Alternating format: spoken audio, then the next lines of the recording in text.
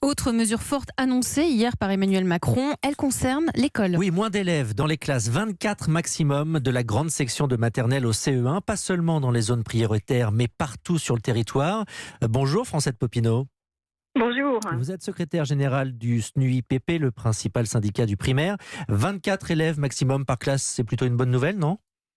Oui, c'est une très bonne nouvelle. On sait qu'on est très en retard par rapport aux pays européens d'égale économie dans ce domaine.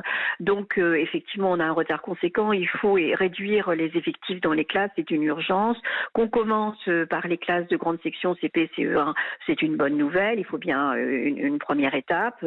Nous, évidemment, on revendique cet abaissement dans toutes les classes.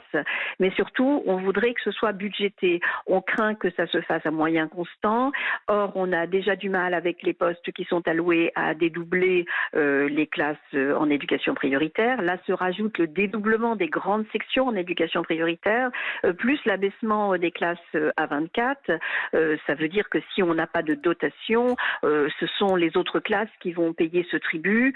Ça, c'est vraiment absolument impossible. Donc il faut vite que nous ayons des éléments budgétaires. C'est ça, justement, vous dites qu'il faut que ce soit budgété, mais est-ce que cette mesure est-elle réaliste ?